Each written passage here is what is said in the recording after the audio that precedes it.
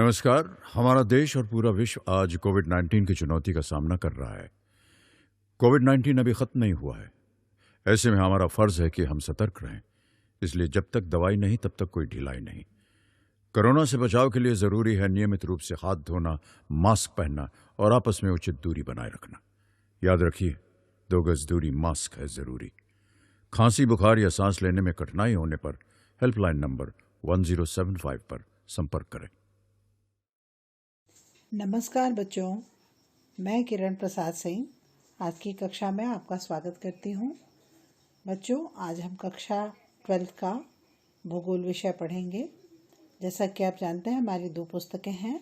तो आज हम मानव भूगोल के मूल सिद्धांत में इकाई 2 और अध्याय 2 का अध्ययन करेंगे, जो कि है विश्व जनसंख्या, वितरण, घनत्व और वृद्धि।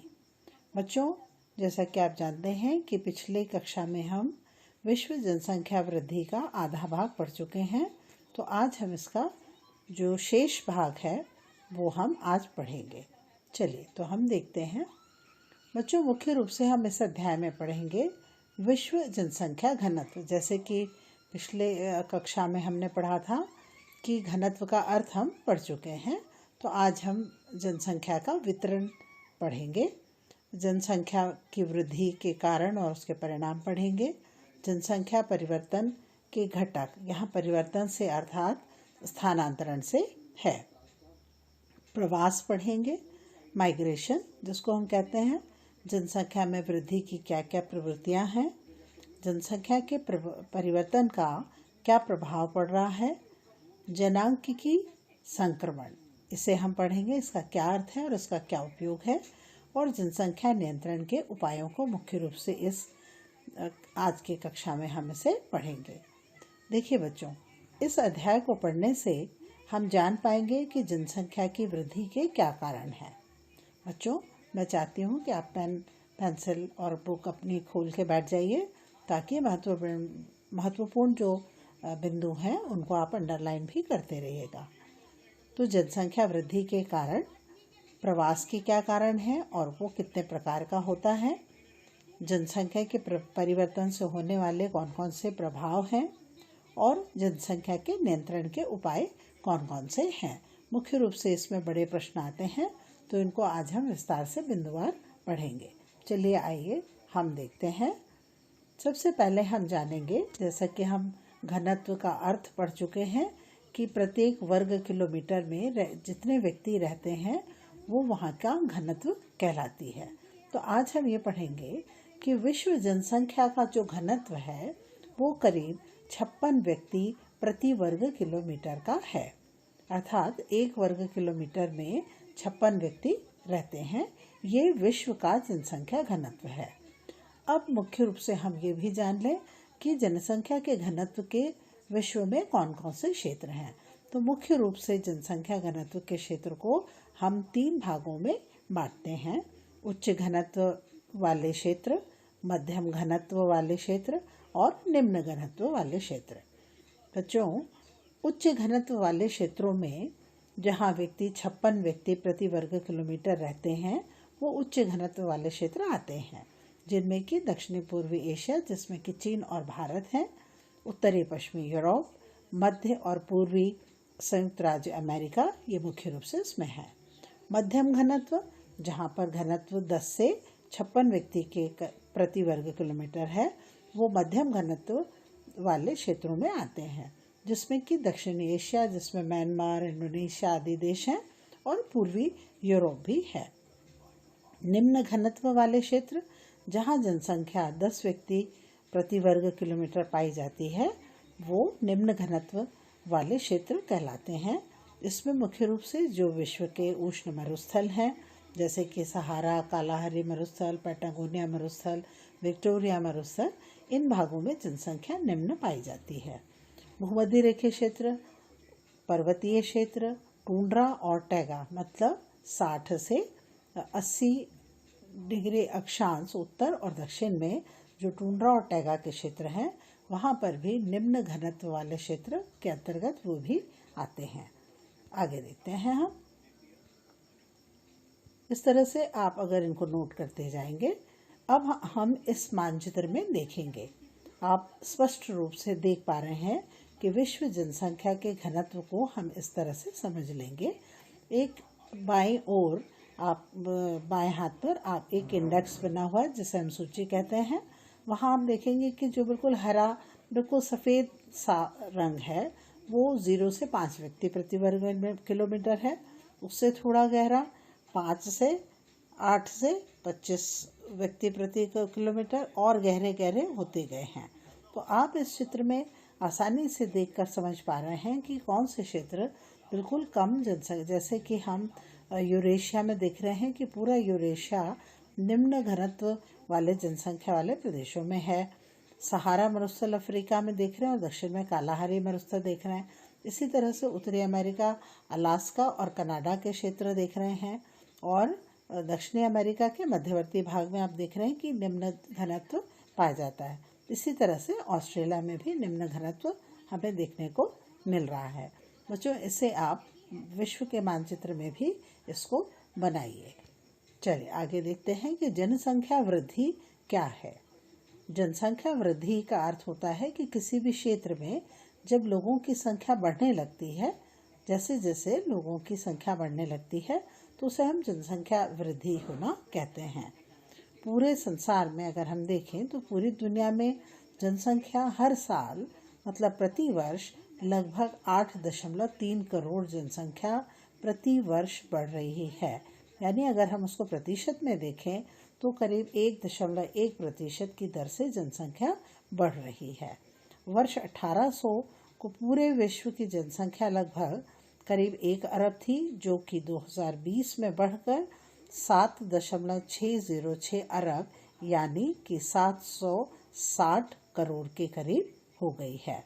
तो ये वस्तुनिष्ठ प्रश्नों में भी बच्चों आ सकता है कि दुनिया में पूरी दुनिया में जनसंख्या कितने करोड़ प्रति वर्ष बढ़ रही है, तो वो है 8.3 करोड़।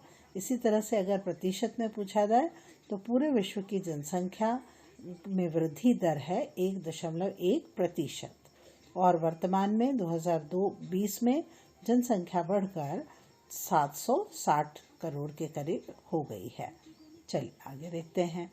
इस चित्र से आप स्पष्ट रूप से देख पा रहे हैं कि विश्व की जनसंख्या जो 1990 में करीब 530 करोड़ के करीब हम कहेंगे इसे, उसी तरह से 2015 में 730 करोड़ हो गई।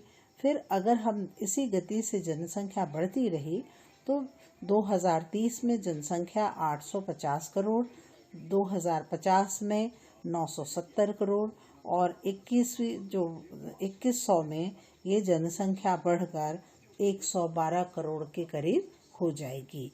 तो ये जनसंख्या की वृद्धि का दर हमें दिखाता है। चलिए आगे देखते हैं। जनसंख्या परिवर्तन के घटक। परिवर्तन का अर्थ होता है एक स्थान से दूसरे स्थान पर जाना या फिर जन्म और मृत्यु दर में अंतर होना। तो चलिए हम इसे समझते हैं कि जनसंख्या परिवर्तन का मुख्य कारण चाहे किसी व्यक्ति का एक देश में हो या फिर पूरे विश्व के लिए हो, इसमें जन्म और मृत्यु दर में परिवर्तन है। यानी कि किसी एक व्यक्ति एक देश के अंदर ही या पूरे विश्व में जन्म और मृत्यु दर में जो परिवर्तन होता है वो जनसंख्या परिवर्तन कहलाता है। पिछले 150 वर्षों में अगर हम देखें तो दुनिया भर में स्वास्थ्य के देखभाल के कारण और स्वच्छता में सुधार के कारण, प्रौद्योगिकी भी इसमें आता है, परंतु मुख्य रूप से स्वास्थ्य देखभाल और स्वच्छता में सुधार के कारण मृत्यु दर में कमी आई है। बच्चों, जैसा कि आप जानते हैं कि जब मृत्यु दर में कमी आ जाए और जन्म दर बढ़ती ही रहे, जन्म दर अधिक हो और मृत्यु दर पर नियंत्रण हो जाए तो जनसंख्या तेजी से बढ़ने लगती है। तो यही कारण है कि जनसंख्या तेजी से बढ़ रही है। चलिए अब हम यहाँ दो बिंदुओं को विस्तार से समझेंगे कि जन्म दर क्या है और मृत्यु दर क्या है और इसे किस तरह से ज्ञात करते हैं। सबसे पहले आप समझेंगे कि जन्म दर का अर्थ होता है कुल जनसंख्या में प्रत्येक 1000 लोगों पर एक वर्ष में 1000 लोगों पर जन्मे जो शिशुओं की संख्या होती है उसे हम जन्म दर कहते हैं। जैसे कि कुल जनसंख्या जो भी है उसमें प्रत्येक 1000 लोगों के लिए एक वर्ष में जो जन्मे हुए शिशु होते हैं उनको हम जन्म दर कहते हैं।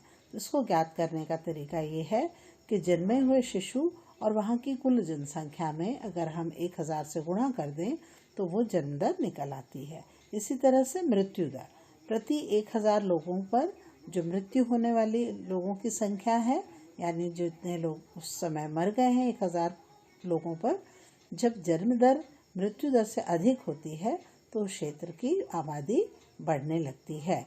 यहाँ फिर से आप समझ लीजिए कि जब जन्म दर मृत्यु दर से अधिक होती है, मतलब जन्म दर कम हो और मृत्यु दर अधिक हो, तो उस क्षेत्र की आबादी बढ़ती जाएगी। अब यहाँ थोड़ा सा टाइपिंग में मिस्टेक दिख रही है मुझे, तो जन्म दर मृत्यु दर को ज्ञात करने के लिए हम जो मृत्यु पाने वाले यानी मरने वालों की संख्या और वहाँ की कुल जनसंख्या से भाग दे दें और उसमें 1000 का गुणा करें तो मृत्यु दर ज्ञात हो जाती है। इसे आप विस्तार से किताब से देखकर भी आप कर लीजिएगा ताकि जन्म दर और मृत्यु दर क्या है। चलिए आगे हम देखते हैं जनसंख्या वृद्धि। अब जनसंख्या वृद्धि के संबंध में हम कुछ महत्वपूर्ण बातें लिख लें और जान भी लें कि करीब 500 वर्षों में जनसंख्या में करीब 10 गुना वृद्धि हुई है। पिछले 500 वर्षों में जनसंख्या में 10 गुना वृद्धि हो गई है। अगर मान लो उस समय 10 करोड़ थी तो आज बढ़कर कितने हो गई है, 10 में 10 का गुणा कर दीजिए तो 10 गुना बढ़ गई है। 20वीं शताब्दी में जनसंख्या करीब 4 गुना बढ़ी है। 20वीं शताब्दी में जनसंख्या 4 गुना बढ़ी है और देखिए 500 वर्षों में 10 गुना बढ़ी है और 20वीं शताब्दी में जनसंख्या 4 गुना बढ़ी है। इस तरह से प्रत्येक वर्ष जनसंख्या, विश्व की जो जनसंख्या है उसमें 8 करोड़ की वृद्धि हो रही है। विश्व में प्रत्येक वर्ष 8 करोड़ जनसंख्या में वृद्धि हो रही है। ये जनसंख्या के मुख्य बिंदु हम देखेंगे। चलिए आगे हम देखते हैं कि प्रवास किसे कहते हैं, अर्थात माइग्रेशन। इंसान का, मनुष्य का एक स्थान से दूसरे स्थान पर चले जाना। जैसा कि आप जानते हैं कि हम व्यवसाय के लिए, नौकरी के लिए, शिक्षा प्राप्त करने के लिए, अच्छे स्वास्थ्य प्राप्त करने के लिए एक स्थान से दूसरे स्थान पर जाते हैं, यही प्रवास कहलाता है। तो प्रवास को हम समझेंगे कि मनुष्य स्थायी या अस्थायी रूप से जब एक स्थान से दूसरे स्थान पर आवागमन करते हैं, मतलब किसी स्थान पर जाना और किसी स्थान से उस स्थान पर आना, ये दो प्रकार से हो सकते हैं, स्थायी रूप से या अस्थायी रूप से। स्थायी रूप से आप जानते हैं कि मनुष्य कभी एक स्थान से दूसरे स्थान पर जाता है और वहीं बस जाता है, ये स्थायी प्रवास है। और जब कभी एक स्थान से दूसरे स्थान पर जाते हैं और पुनः वापस आते हैं, जैसे कि मौसमी प्रवास है, ऋतु प्रवास होता है, उसे हम अस्थायी प्रवास कहते हैं। अक्सर आवागमन को हम बहुत अधिक लंबी दूरी का भी होता है। वो अपने देश से एक देश तक ही नहीं बल्कि आंतरिक पलायन भी होता है, मतलब एक राज्य से दूसरे राज्य, एक जिले से दूसरे जिले या फिर एक देश से दूसरे देश में प्रवास होता है, क्योंकि ज़्यादातर लोग अपने ही देश में रहना पसंद करते हैं, पलायन नहीं करते विभिन्न कारणों से। जैसे कि अभी मैंने बताया था कि नौकरी, व्यवसाय, शिक्षा और उच्च तकनीकी ज्ञान के कारण लोग एक स्थान से दूसरे स्थान पर पलायन करते हैं या प्रवास करते हैं। तो आशा है आपको प्रवास समझ में आ गया होगा। अब आगे हम प्रवास के बिंदु देखेंगे। आपके सामने विश्व का एक मानचित्र दिखाई दे रहा है। इस मानचित्र में आप देखेंगे कि अनेक महाद्वीपों से दूसरे महाद्वीप की तरफ जनसंख्या का पलायन यानी प्रवास हुआ है।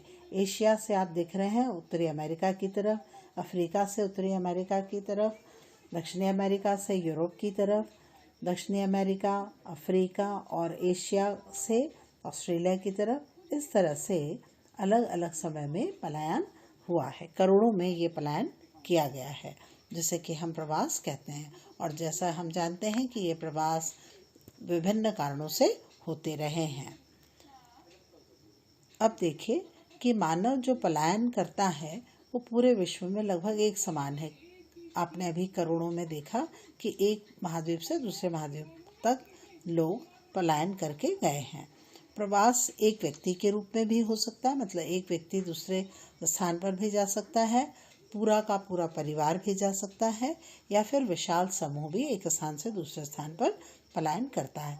एक व्यक्ति के रूप में लोग शिक्षा प्राप्त करने के लिए, व्यवसाय के लिए या नौकरी के लिए जाते हैं, तो वो अपने परिवार को भी अपने एक स्थान से दूसरे स्थान पर ले जाते हैं। इसी तरह से जब कभी भी देश के बंटवारे के समय का आपने चित्र देखा है कि विशाल समूह एक देश से दूसरे देश की ओर पलायन कर जाता है, तो इस तरह का भी प्रवास होता है। अब प्रवास स्थायी और अस्थायी या मौसमी होता है। जैसे कि हमने जाना कि जब एक स्थान से दूसरे स्थान पर लोग बस जाते हैं, वहाँ से वापस नहीं आते, तो वो स्थायी प्रवास होता है। और अस्थायी प्रवास जिसे कि हम मौसमी या ऋतु प्रवास भी कहते हैं।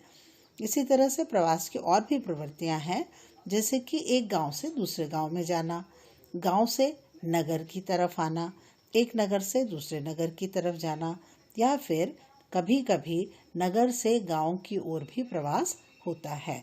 तो ये प्रवास की विभिन्न प्रवृत्तियां हैं। चलिए आगे देखते हैं। अब हम यहाँ पर दो बातें आवश्यक रूप से समझेंगे कि प्रवास क्या है और उत्प्रवास क्या है। प्रवास किसे अप्रवास और उत्प्रवास। अप्रवास का अर्थ है कि प्रवासी मतलब जो लोग हैं वो जब किसी एक नए स्थान पर चले जाते हैं, एक स्थान से दूसरे स्थान पर नए स्थान पर चले जाते हैं, तो उसे अप्रवास कहते हैं। और उत्प्रवास का अर्थ होता है कि जब प्रवासी जो एक स्थान से चले जाते हैं, नए स्थान और एक स्थान से दूसरे स्थान पर चले जाना, इन दोनों बातों में थोड़ा सा अंतर है। तो अप्रवास में है कि प्रवासी एक स्थान से किसी नए स्थान पर चले आते हैं, और उत्प्रवास का अर्थ है कि प्रवासी जो एक स्थान से दूसरे स्थान पर चले जाते हैं। इसके कई कारण हो सकते हैं जिन्हें हम पढ़ेंगे विस्तार से, कि एक तो होता है प्रतिकर्ष कारण और एक होता है अपकर्ष कारण।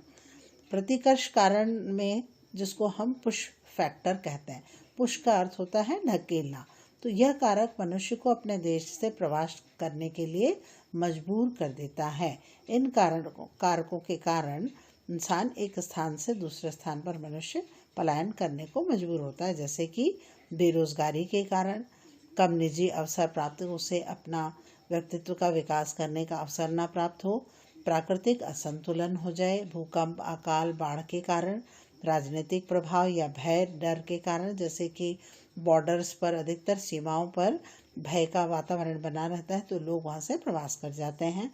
और अनुचित पाठशाला का अर्थ यहाँ पर है अशिक्षा, इनके कारण भी लोग एक स्थान से दूसरे स्थान पर चले जाते हैं। तो ये हैं प्रवास के प्रतिकर्ष कारक, जिसे कि हम पुश फैक्टर कहते हैं। अब हम पढ़ेंगे अपकर्ष कारक। देखिए यहाँ पर आप मुख्य रूप से देख पा रहे हैं दोनों चित्रों में उत्प्रवास और अप्रवास।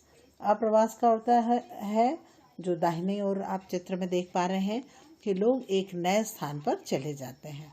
उत्प्रवास का अर्थ होता है किसी नए स्थान से लोग आकर कहीं एक स्थान पर बस जाते हैं। तो ये दोनों चित्रों में आपको ऐसा दिखाई दे रहा है, जिससे स्पष्ट है। चलिए अब हम इसका अगर हम इसमें अंतर स्पष्ट करना चाहें तो इस तरह से हम इसे आसानी से समझ सकते हैं। बच्चों इसको आप अपने कॉपी में लिखते जाएंगे तो आपके नोट्स भी तैयार होंगे और आपको याद भी हो जाएगा। ये प्रश्न अधिकतर इस प्रकार का प्रश्न आ सकता है कि प्रतिकर्ष कारक क्या है और अपकर्ष कारक क्या है।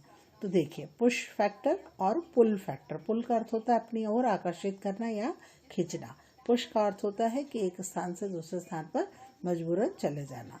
तो प्रतिकर्ष कारक में सामान्यतः लोगों की प्रवृत्ति उस स्थान में निवास करने की होती है जहां पर उन्हें अपनी आजीविका को चलाने के लिए सारी सुविधाएं उपलब्ध हों, जैसे सुरक्षा हो, पेयजल की सुविधा हो, भरण पोषण की क्षमता हो, आवागमन के साधन हो। इन कारणों से लोग उस स्थान पर रहते हैं। फिर मृदा अनुपजाऊपन, आवागमन के साधन कम विकसित होना, तो भी लोग वहां से पलायन कर जाते हैं। और निम्न औद्योगिक विकास और रोजगार की कम संभावनाएं, इनके कारण लोग उस स्थान को छोड़कर कहीं अन्यत्र जाने पर विवश हो जाते हैं।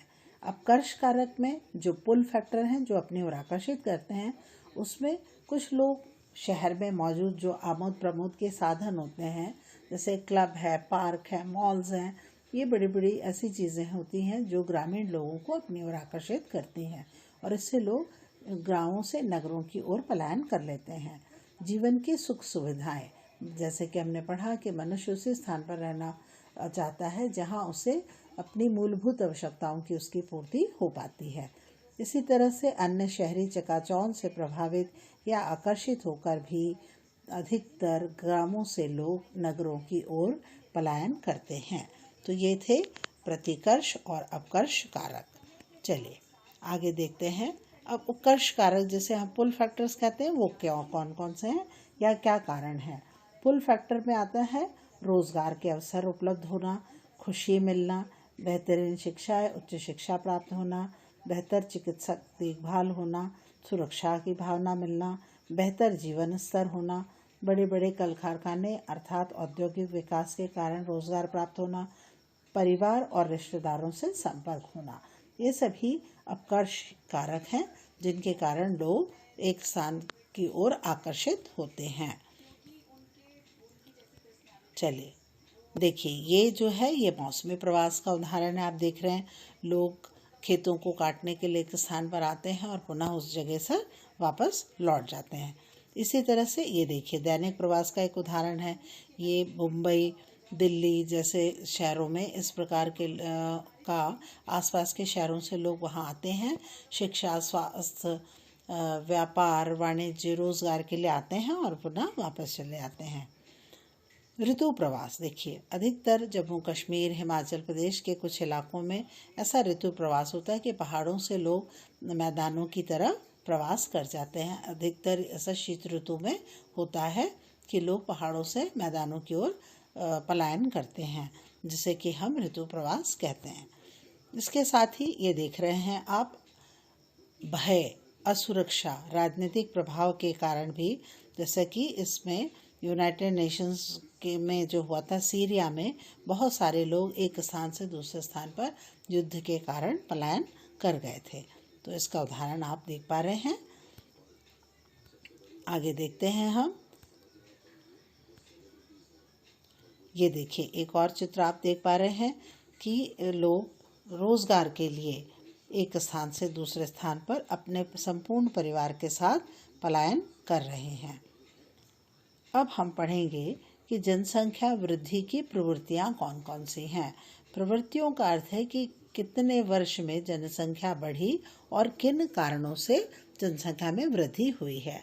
जैसा कि आप देख पा रहे हैं कि सबसे प्रारंभ में कृषि विकास एवं विस्तार, जनसंख्या उस समय करीब 5 करोड़ थी, फिर बढ़कर जनसंख्या 25 करोड़ हुई। उसके पश्चात सन 1660 तक जनसंख्या जो 50 करोड़ विश्व की हो गई, यूरोपियन खोज उपनिवेशवाद के कारण। इस समय औद्योगिक विकास तेजी से होने लगा था। साथ ही 1850 तक जनसंख्या विश्व की जनसंख्या करीब 100 करोड़ हो गई। सन 1930 तक परिवहन प्रौद्योगिकी के विकास के कारण, उद्योगों के तेजी से तरक्की करने के कारण विश्व की जनसंख्या 200 करोड़ हो गई। और यहाँ आप देख पा रहे हैं कि धीरे धीरे तेजी से ग्राफ ऊपर की ओर उठने लगा, अर्थात जनसंख्या में तीव्र वृद्धि होने लगी, जन्म दर बढ़ती गई और मृत्यु दर में गिरावट होती गई। सन 1975 तक जैव प्रौद्योगिकी का विकास हुआ और जनसंख्या विश्व की 400 करोड़ हो गई। अब 1915 तक के आंकड़ों के अनुसार हम देखें तो 1950 यहाँ पर भी सूचना और प्रौद्योगिकी और विभिन्न विकास के कारण, वैश्वीकरण के कारण जनसंख्या विश्व की 720 करोड़ तक पहुँच गई है। तो ये है जनसंख्या की प्रवृत्तियाँ कि जनसंख्या प्रारंभ में बहुत धीमे धीमे इसमें वृद्धि हुई और सन 1850 के बाद परिवहन प्रौद्योगिकी के कारण, जैव प्रौद्योगिकी के कारण, सूचना प्रौद्योगिकी में और वैश्वीकरण के तेजी से विकास के कारण जनसंख्या में बहुत तेजी से वृद्धि हुई थी। चलिए आप समझ गए होंगे इस ग्राफ के द्वारा। अब यहाँ पर हम और समझते हैं कि एक प्रश्न का उत्तर आपको लिखना आ सकता है कि विज्ञान एवं प्रौद्योगिकी से जनसंख्या की वृद्धि में क्या संबंध है, या फिर विज्ञान और प्रौद्योगिकी किस प्रकार जनसंख्या की वृद्धि करने में सहायक होते हैं। बच्चों, जैसा कि आप जानते हैं कि विज्ञान और प्रौद्योगिकी के कारण विभिन्न प्रकार के उद्योग स्थापित होते हैं और उद्योगों से रोजगार के अवसर लोगों को मिलते हैं। जैसे कि हम उदाहरण से समझ पा रहे हैं कि मानवीय और प्राणी ऊर्जा के स्थान पर अब भाप के इंजन का प्रयोग होने लगा, जिससे कि पवन और जल के लिए यांत्रिक ऊर्जा में वृद्धि हुई है और जिसके कारण क्या हुआ कि कृषिगत एवं औद्योगिक उत्पादन में तेजी से बढ़ोतरी हुई। साथ ही चिकित्सा सुविधाओं में सुधार के कारण विभिन्न प्रकार की जो लाइलाज महामारियां थी और अन्य संक्रमण के कार्य हुए थे, संक्रमित रोग हुए थे, उसमें निदान के लिए टीकाकरण, आप जैसे जानते हैं कि पहले चेचक हैजा के रोगी नहीं बच पाते थे, परंतु तेजी से टीकाकरण हुआ और इससे फिर मृत्यु दर में कमी आती गई। स्वच्छता के कारण भी मृत्यु दर में बहुत तेजी से कमी आई और जिसके कारण जनसंख्या में तेजी से वृद्धि हुई। इसे हम जनसंख्या का विस्फोट भी कहते हैं। तो ये प्रश्न आ सकता है बच्चों कि जनसंख्या विस्फोट क्या है और इसके क्या कारण हैं। तो आप जानेंगे कि ऊर्जा में वृद्धि, कृषिगत और औद्योगिक उत्पादन में वृद्धि, चिकित्सा सुविधाओं में वृद्धि, टीकाकरण, स्वच्छता के कारण मृत्यु दर में कमी आने के कारण तेजी से विश्व की जनसंख्या बढ़ी है। इसे ही हम जनसंख्या विस्फोट कहते हैं। चलिए आगे देखते हैं। जनांकिकी संक्रमण, इसे हम समझ लें कि जनांकिकी संक्रमण किसे कहते हैं। इसका उपयोग, जनांकिकी संक्रमण सिद्धांत का उपयोग किसी भी क्षेत्र की जनसंख्या के वर्णन करने में कि ग्रामीण जनसंख्या, नगरीय जनसंख्या कितनी है, स्त्री पुरुषों की जनसंख्या कितनी है, इसका वर्णन करने में, साथ ही भविष्य में जनसंख्या के पूर्वानुमान लगाने में किया जाता है। ये सिद्धांत हमें बताता है कि जैसे ही समाज में ग्रामीण, खेतीहर और अशिक्षित अवस्था से उन्नति होती है, जब जो समाज है, जो ग्रामीण है, खेतीहर है या अशिक्षित है, उससे निकलकर उन्नति कर लेता है और नगरीय, औद्योगिक और साक्षर बन जाता है, तो उसे ही हम तब किसी भी प्रदेश की जनसंख्या उच्च जन्म दर और उच्च मृत्यु दर से निम्न जन्म दर और निम्न मृत्यु दर की तरफ पहुंच जाती है। आप जानते हैं कि खेतीहर, ग्रामीण और अशिक्षा के कारण जन्म दर और मृत्यु दर बहुत अधिक होती है। तो जब किसी प्रदेश की जनसंख्या के उच्च जन्म दर और उच्च मृत्यु दर से निम्न जन्म दर और निम्न मृत्यु दर पहुंच जाए, तो वहाँ जनसंख्या में वृद्धि रुक जाती है या स्थिर हो जाती है। इसे सामूहिक रूप से जनांकिकी चक्र कहते हैं। तो बच्चों, अब हम ये देख सकते हैं कि इस चित्र से आप समझ पा रहे हैं। देखिए, ग्रामीण, खेतीहर, मजदूर जो कि नगरीय और औद्योगिक क्षेत्रों में बढ़ गए हैं, इसे ही हम जनांकिकी संक्रमण कहते हैं। इसके आगे इस चित्र से आप देख पा रहे हैं कि इसमें बांग्लादेश, वर्षावनों और के आदिवासी, यहाँ जनसंख्या संक्रमण सिद्धांत को बहुत विस्तार से समझाया गया है। प्रथम अवस्था, द्वितीय और तृतीय अवस्था। प्रथम अवस्था में आप देख रहे हैं कि जन्म दर और मृत्यु दर बहुत अधिक है, इसलिए यहाँ जनसंख्या में वृद्धि है। इसके पश्चात हुआ क्या है, यहाँ जनसंख्या में बहुत अधिक वृद्धि नहीं है प्रथम अवस्था में। द्वितीय अवस्था में हम देख रहे हैं कि जन्म दर तो अधिक है, परंतु मृत्यु दर में कमी आ गई है। तो इस अवस्था में सबसे अधिक जनसंख्या में वृद्धि होगी, क्योंकि जन्म दर बढ़ गई है और मृत्यु दर एकदम घट गई है।